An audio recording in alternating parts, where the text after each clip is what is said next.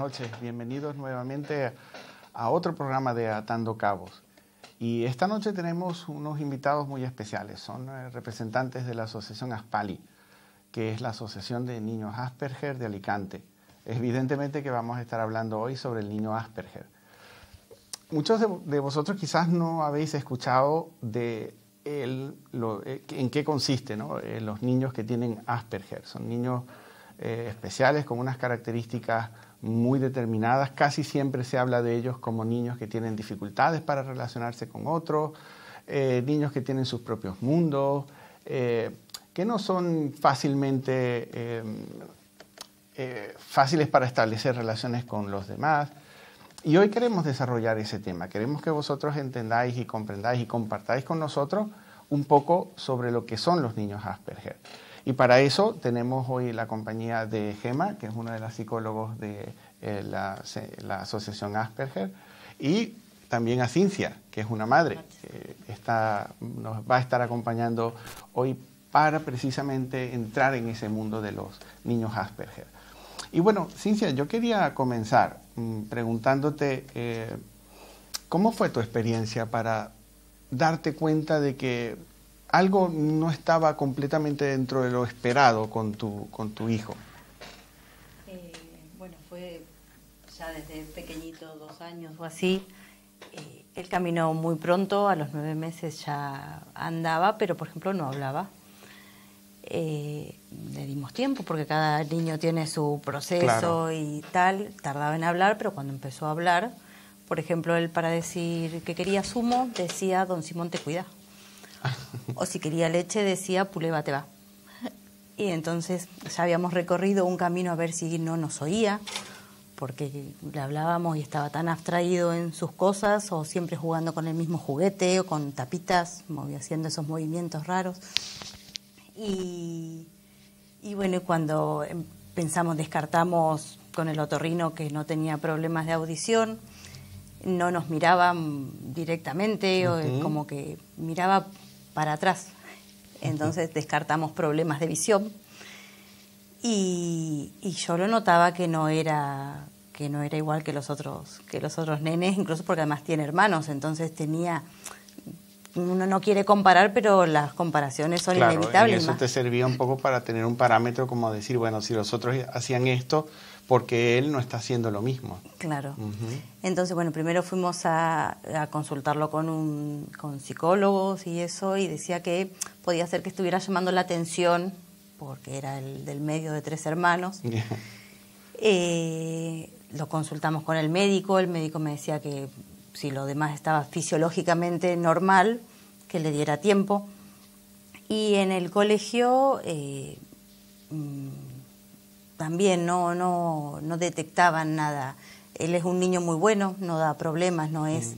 Sé que hay otros niños que son un poco más problemáticos o inquietos, él es de los que son más pasivos.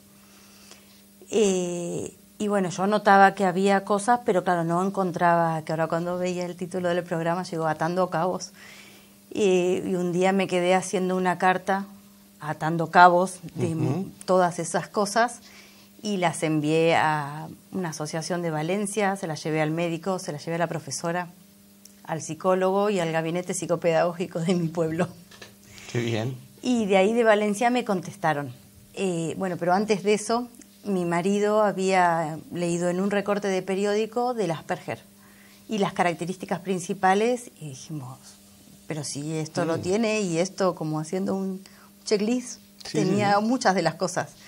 Indagando por internet, ahí fue donde me decidí a atar cabos y decirle, bueno, todo esto es el proceso que ha seguido mi hijo hasta ahora, que tiene ya 6 años y largo. Porque en el colegio yo digo, bueno, cuando empiece el 1er grado va a ser terrible, porque es tan distraído, tan disperso, que no contesta a lo que se le pregunta, o contestaba lo que él quería, o en ese momento estaría con los dinosaurios, no, con uno de estos temas que le interesaban. Pero no, en el colegio la maestra me dijo que era de los mejores de la clase. Entonces digo, es más raro todavía.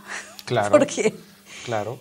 Y así fue un poco, o sea, por escuchar la palabra Asperger, que empecé el camino ya después a una psiquiatra que que lo detectó, que lo diagnosticó, y después, bueno, la asociación ya un poco Entonces, más fíjate pautado. una cosa, Cintia, que por lo que tú estás comentando, además que yo creo que es una experiencia que tienen muchos padres, ¿no?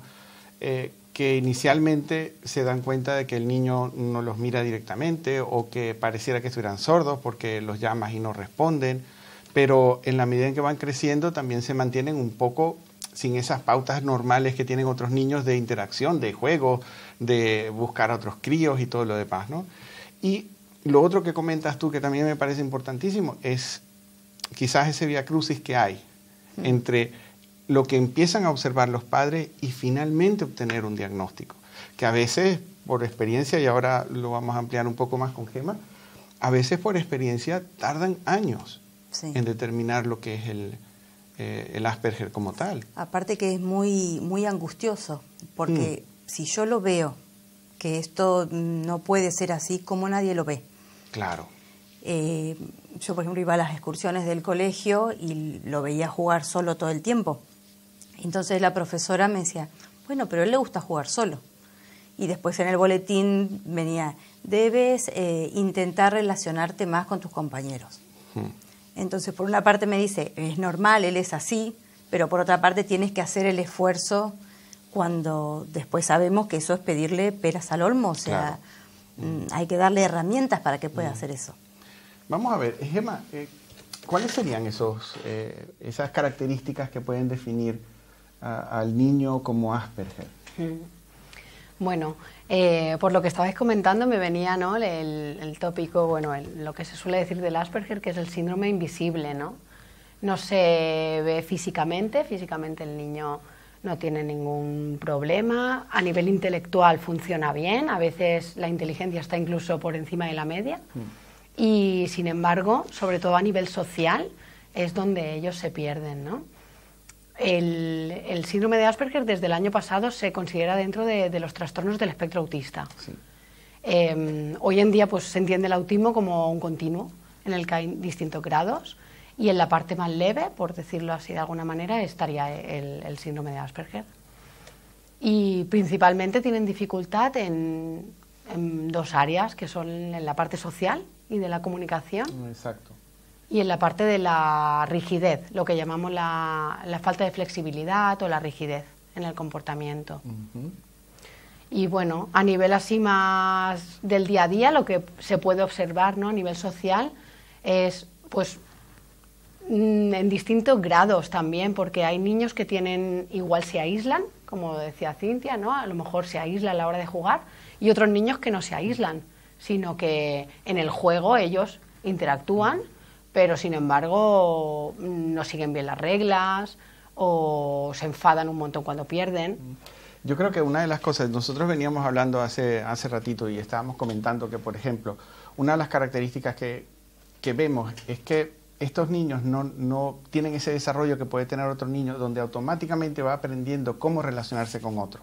Y poníamos el ejemplo de un padre con su nene o una madre con su nene que desde pequeñito le empieza a decir, dale un besito a la tía tal, dale un besito a la tía tal, y desde esa edad comienza ese bebé a aprender lo que es relacionarse afectivamente o socialmente.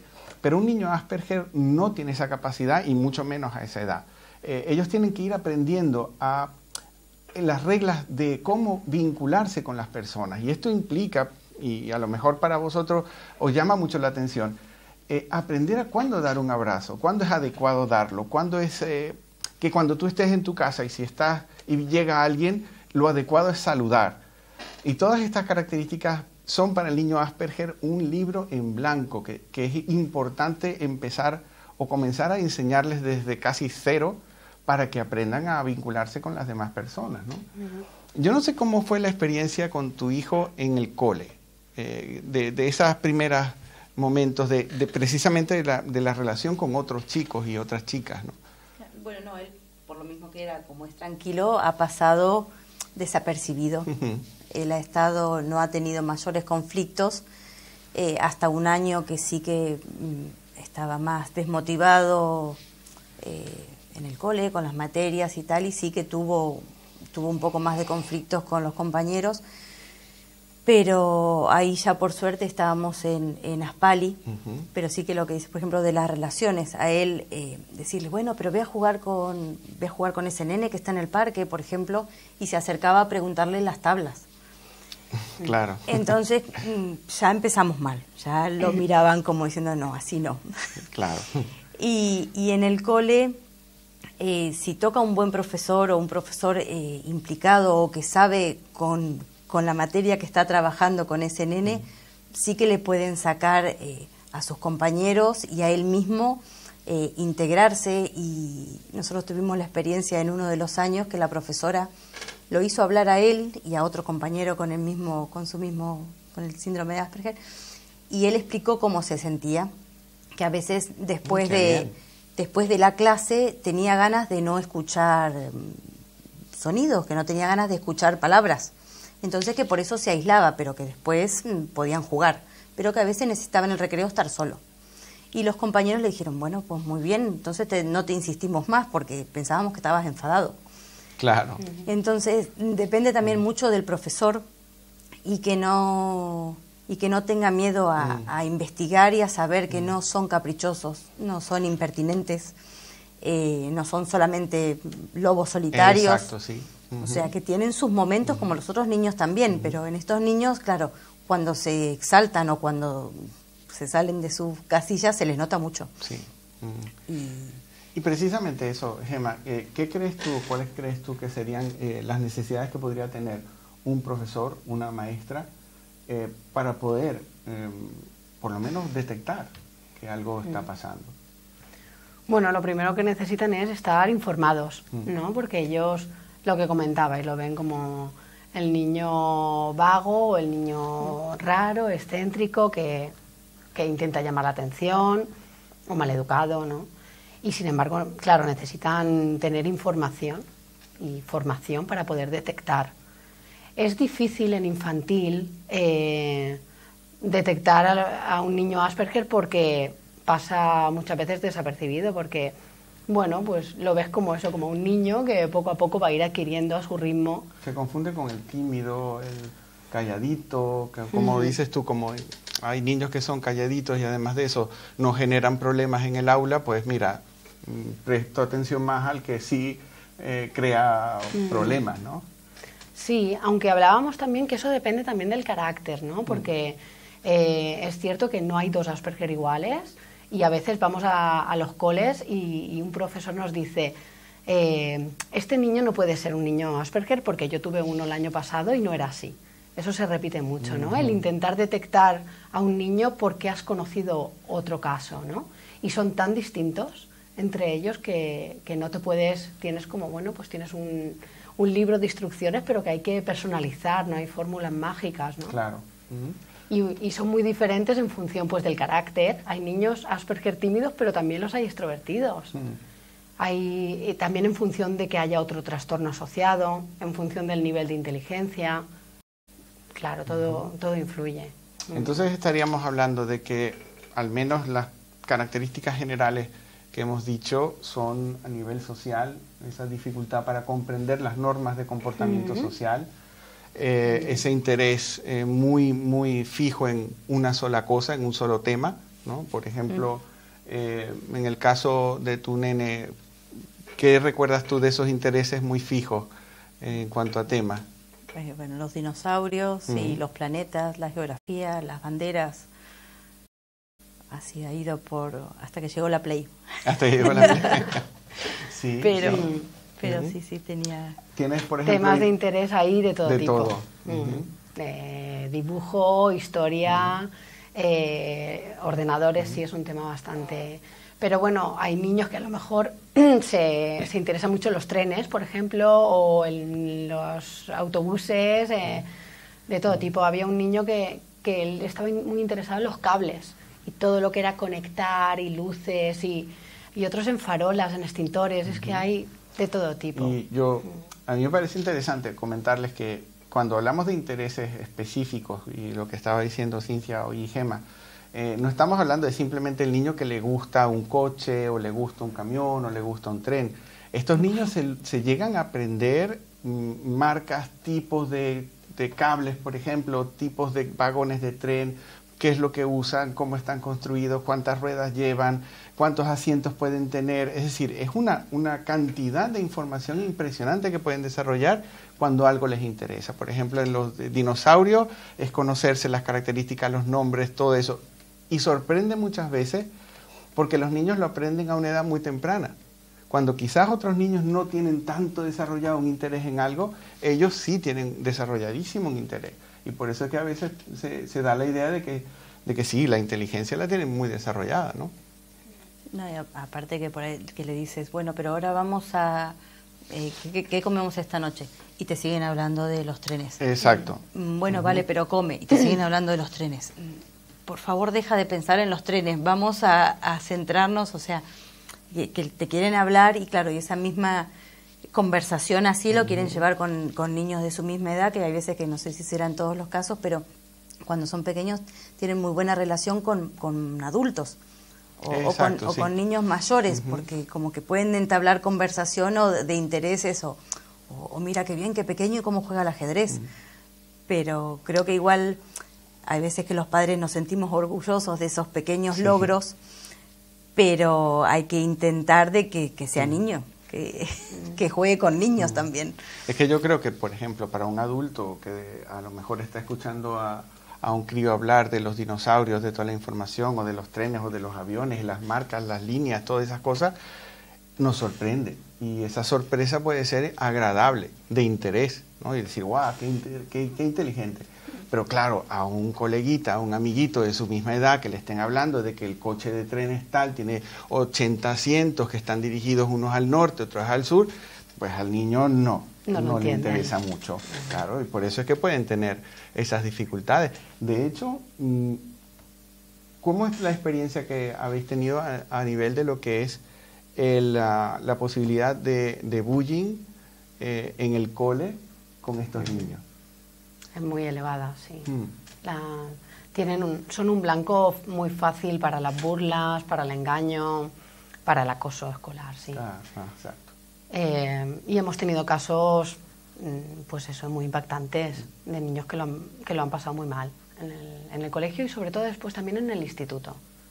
Teníamos un chaval, siempre me acuerdo que en alguna ocasión le escupían y él no interpretaba que eso era como una agresión, lo interpretaba como una broma, ¿no? Entonces esa parte de entender cuál es la intención del otro siempre suelen tener mucha dificultad. Claro, fíjate, es que volvemos un poco a lo que estábamos comentando ahora, ¿no? Cuando yo les decía que los niños de Asperger tienen que aprender lo que son las normas sociales. Entonces una agresión como puede ser que te escupan o algo así, que evidentemente para cualquiera sería rápidamente identificado como algo negativo, grave.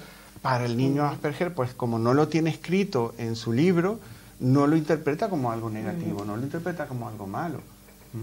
Y es muy cierto esa parte de cómo pueden llegar a ser perseguidos por otros niños simplemente por las características diferentes que tienen. Y después también se agrava porque ellos carecen pues de esa picardía, ¿no? Entonces, si en clase me pillan el punto débil, pues enseguida empiezan a mirarle o a tirarle bolitas o a darle patadas y de forma discreta cuando la profesora no está o el profesor no está mirando. Y ellos no tienen esa picardía, entonces suelen estallar o liarla y entonces la bronca muchas veces se la llevan ellos, como que es el malo, el que lo ha provocado, el que... Y claro, tampoco tiene la habilidad para expresar bien lo que ha pasado, ¿no? Para contar. Claro, y eso es otro de los elementos que distinguen también al niño Asperger, que es esa incapacidad, esa dificultad que tienen para entender chistes, bromas y doble sentido. Ahí ellos también tienen esa... Hay que enseñárselos. De hecho, lleva bastante tiempo decir, esto es una broma, esto es un chiste, esto es no quiere decir eso, quiere decir lo otro. De hecho, en la unidad, me acuerdo, en 5º grado se aprenden las frases hechas. O sea, en el libro, en el libro de lengua están las frases hechas. Y fue un mundo, fue como una bisagra que hasta ahí no nos habíamos dado cuenta de empezar a explicarle, para como además nosotros que somos de otro país tenemos otras frases. Claro. Esas más o menos se las habíamos explicado, pero las de aquí no. Y el entenderlas académicamente, o sea, lo relajó muchísimo de poder interactuar porque yo creo que eso es como un sobreesfuerzo, que cada cosa ir traduciendo. Seguro. Y además la inseguridad, porque tampoco tienen la tranquilidad de que lo han entendido bien. Entonces De hecho, yo creo que una de las características, tú las comentaste ahora, es que estos niños a la final te dicen y te preguntan, ¿es esto una broma? Para cerciorarse de que si lo que le acabas de decir realmente es o es una broma. Pero ellos tienen que verbalizarlo para que te enteres tú de que están procesando esa información, ¿no? ¿Y cómo es el desarrollo? Es decir, claro, estamos hablando de niños, pero evidentemente estos niños van a crecer. Adolescencia, adulto. ¿Cómo es ese proceso para un Asperger? Pues en la adolescencia, como para todos, ¿no? Se complica, porque en la adolescencia lo más importante es el grupo, y hasta los niños que han estado un poco jugando solos o que parecía no importarle tener amigos, de repente en la adolescencia quieren tener amigos, novia o... Claro. Y se ven solos, y ahí aumenta también como la percepción de ellos verse diferentes, ¿no? De qué me pasa. Claro, cuando no hay un diagnóstico adecuado, pues todo eso se va complicando. Tenemos muchos chavales jóvenes, ¿no? Que han abandonado los estudios porque se encontraron solos, desmotivados, sin nadie que les entendiera, y que a lo mejor están encerrados con videojuegos. Y claro, se agrava. La intervención también es más complicada con un chaval que está aislado. ¿Y cómo es, Gemma, la parte del desarrollo sexual con ellos? Es decir, la parte del interés sexual.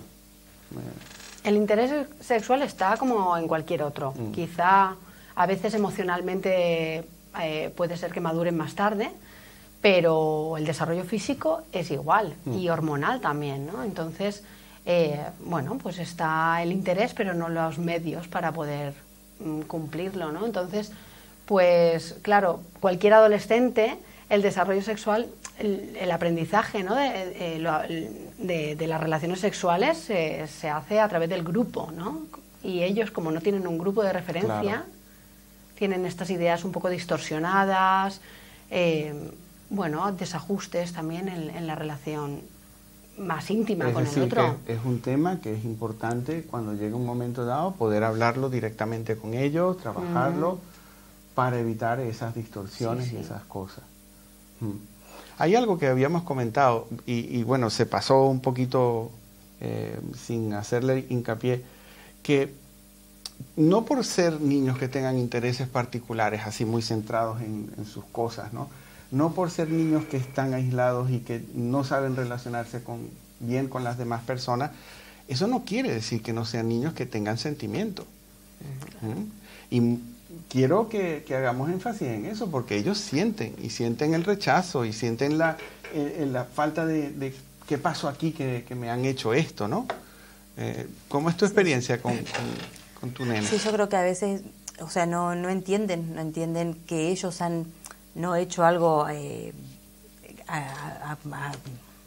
sea, adrede. Para ser rechazados, pero sí, porque yo decía a veces que me sentía un poco como la gallina protegiendo a los pollitos y justificándolo en cosas que hacía, hasta aprender a enseñarle, porque el trabajo de los padres yo creo que es, no sé si el 50%, pero nosotros tenemos que enseñarle muchas cosas. Desde que no pongas esa cara, y ellos te dicen, ¿qué cara? Claro. Esa, entonces mira, esta, se la muestras.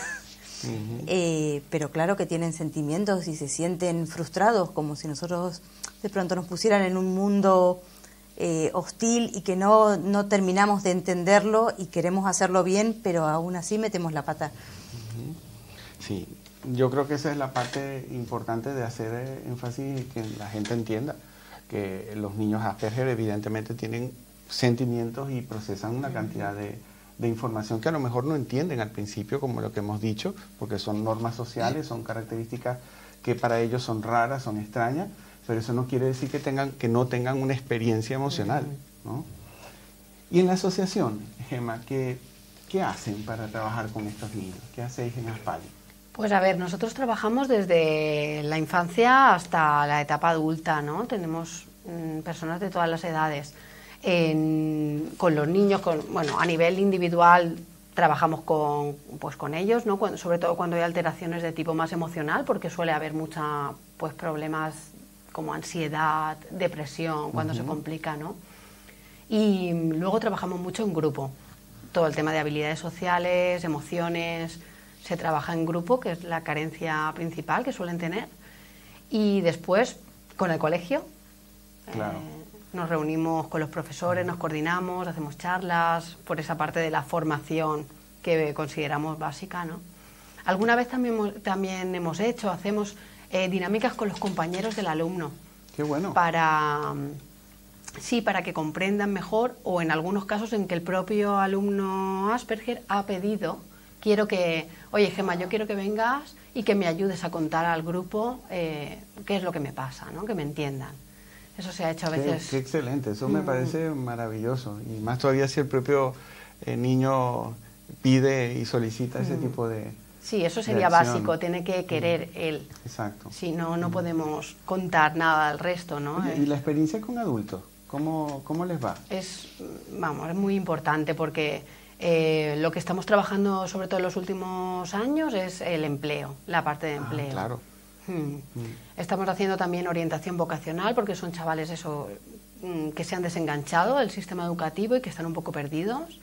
Y luego la parte de hacer prácticas en empresas, para ellos es coger seguridad, ¿no? Y tener como un tutor, alguien que le va ayudando a solucionar los problemas que van surgiendo en el día a día.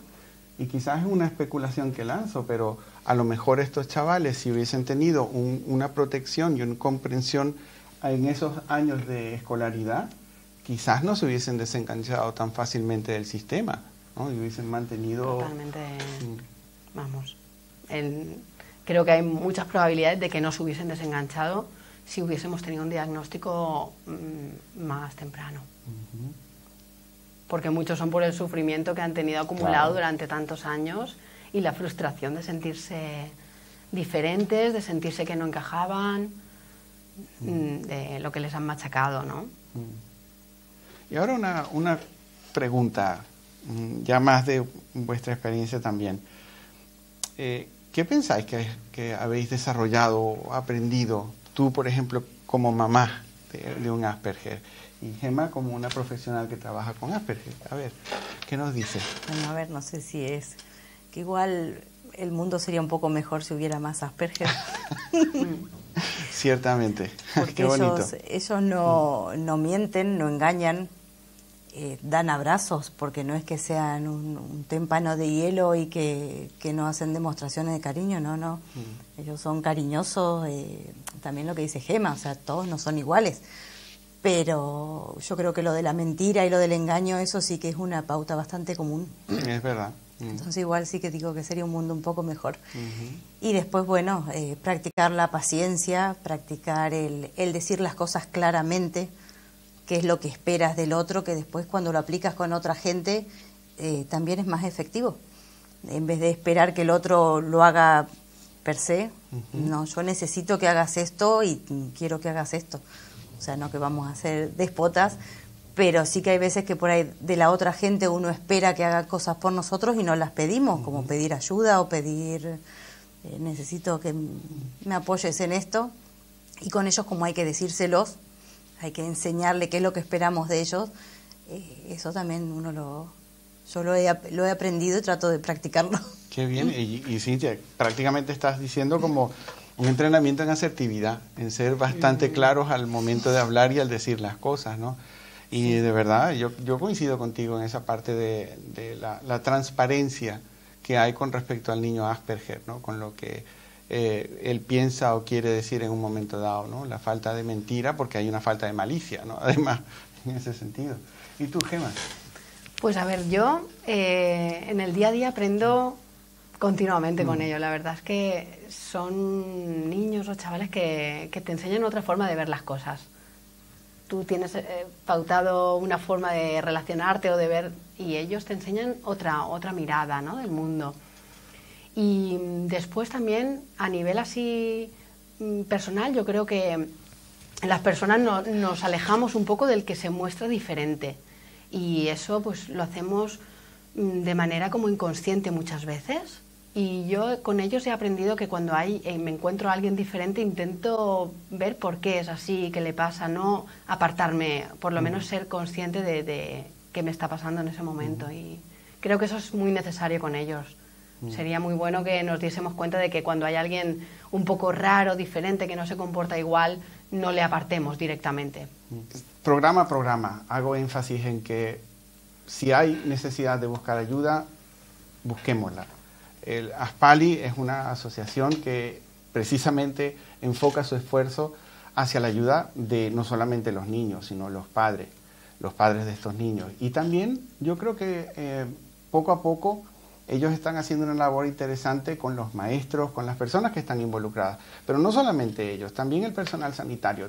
Es importante que tengan una formación o al menos una información, porque estos niños pasan por médicos, pasan por enfermeros y enfermeras, pasan por odontólogos, pasan por una gran cantidad de personas, y es interesante poder hacer un diagnóstico previo, un diagnóstico temprano, porque eso garantiza muchísimo del futuro de estos niños. Así como pueden haber niños con síndrome Down, con otro tipo de situaciones en las cuales mientras más temprano empecemos ese trabajo, pues el futuro es muchísimo más brillante.